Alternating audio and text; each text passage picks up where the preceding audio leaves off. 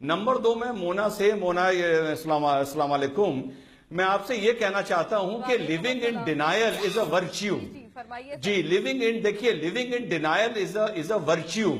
लेकिन यहां पे it is not a matter of Donald Trump या आपको कोई अमेरिका से एड दे रहा है।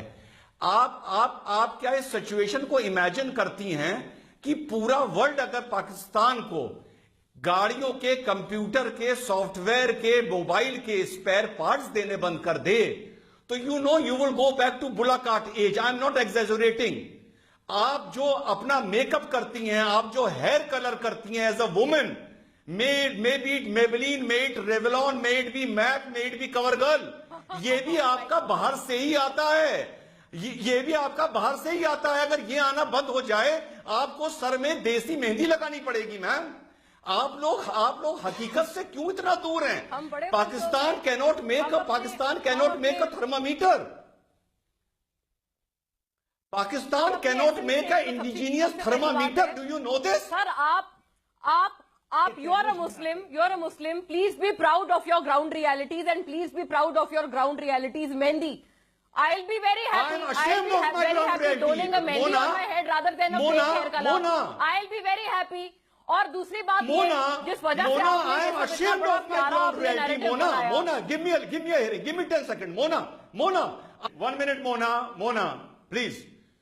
Mona, मैं अपना डिस्कशन वहां से शुरू करूंगा जहां मैंने आपके साथ खत्म किया था। Please listen me out for 20 seconds, okay?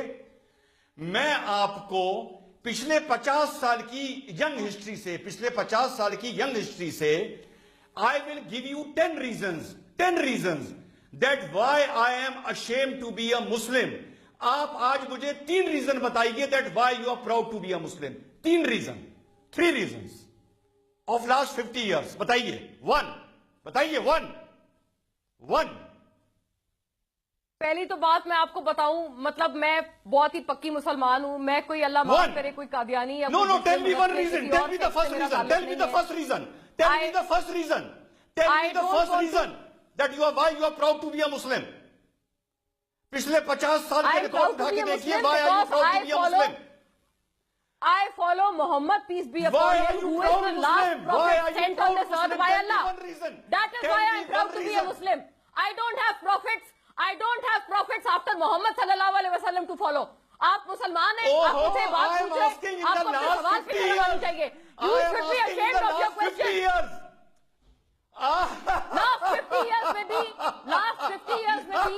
आपने जितनी अपने नापाक इरादे रखे, आप इस्लाम को अनटच रख पाए। आपने इस्लामोफोबिया फैलाया, आपने जिहाद को टेररिज्म से जोड़ा, लेकिन आप जैसे लोग नाकाम हैं और यही हमारी जिहाद को टेररिज्म से आपने जोड़ा।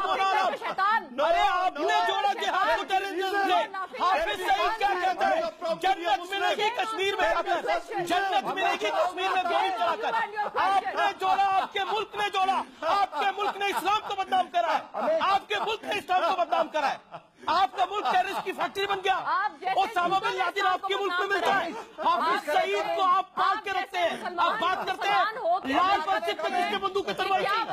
लाल मस्जिद को लाल किसने किया था?